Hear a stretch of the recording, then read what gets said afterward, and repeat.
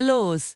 On the morning of July 2, 1937, a desperate voice crackled through the static-filled radio waves. It was Amelia Earhart, the most famous woman in the history of aviation, and her voice sounded exhausted, almost panicked. "We are on the line 157 to 337. Flying north and south. But we cannot see you," she said. Just minutes earlier, Amelia had warned, "Fuel is running low. We are flying at 1,000 feet, D." Those were the last words the world would ever hear from her. Somewhere over the vast Pacific skies, Amelia and her navigator, Fred Noonan, vanished, leaving behind nothing but endless ocean stretching in every direction. This was no ordinary flight. Amelia had already become a legend as the first woman to fly solo across the Atlantic, but this time, she wanted something greater: to become the first woman to fly around the world, following the longest route, skimming close to the equator. It was the boldest challenge of her career.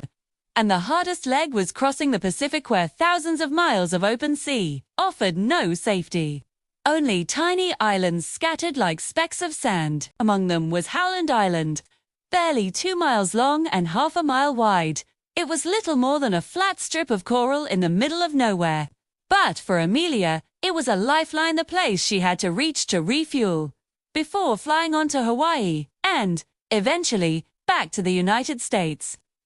Without Howland, there was no other choice. To prepare for this fateful leg, Amelia and Noonan stripped their Lockheed Electra of almost everything unnecessary.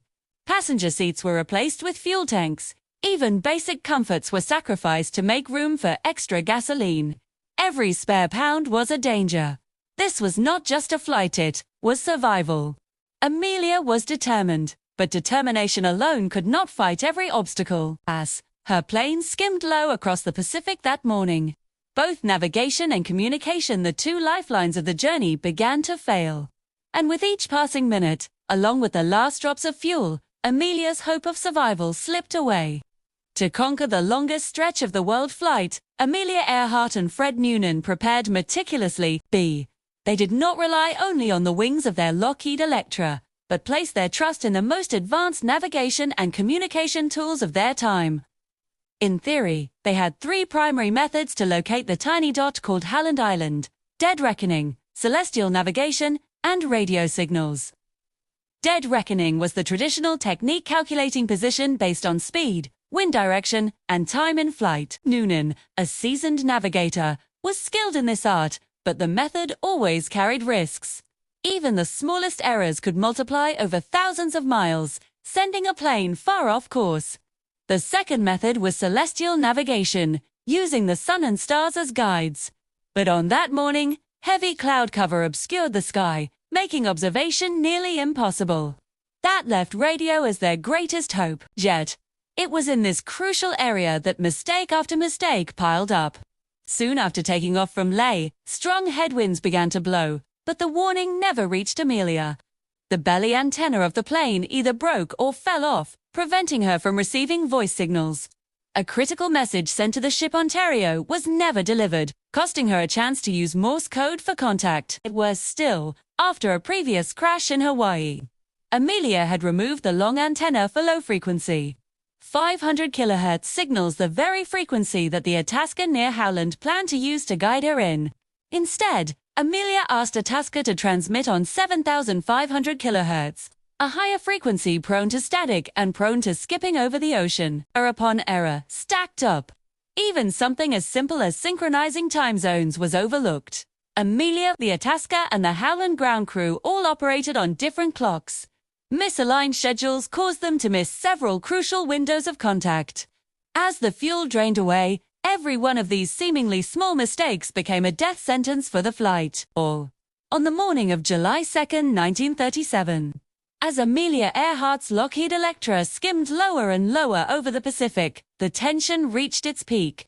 At 7:42 a.m., the radio operators aboard the Itasca picked up a clear message. "We are right near you, but cannot see the island. Gas is running low. We are at 1,000 feet." It was a cry for help, laced with desperation. Minutes later, Amelia called again. We are on the line 157 to 337, running north and south. Her voice shook, almost breaking into tears. That was the last time the world would ever hear her voice. Moments later, all contact vanished. In the boundless sky and sea, no one knew whether the plane had ditched into the ocean, crash-landed, or found some lonely reef in the distance. All that remained was a haunting silence. Immediately, the U.S. government launched the largest search mission in history at that time. For 2 straight weeks, dozens of naval ships and reconnaissance aircraft combed an area of ocean spanning thousands of square miles around Howland Island.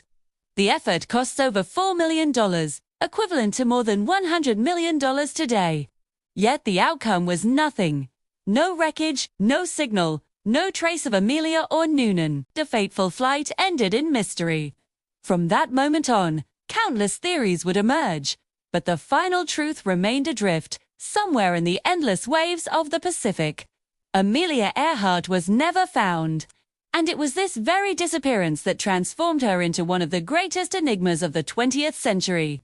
Some believe she went down near Howland Island, swallowed by the sea. Others suggest she managed to land on a remote coral atoll, only to die stranded and alone. Still more theories claim she was captured as a prisoner or that she lived on in secret under another name. But no matter the truth, her story continues to stir imaginations and fuel endless debates. One fact is undeniable. Amelia Earhart was far ahead of her time. She was not only a pilot, but a symbol of boldness, ambition, and an unyielding spirit. Her final flight may not have succeeded, but it etched her name forever into history, like a star that blazed brilliantly for a brief moment, then vanished, leaving behind a light that never fades. More than 80 years have passed, yet the world has not forgotten. Amelia Earhart did not simply vanish, she became a legend.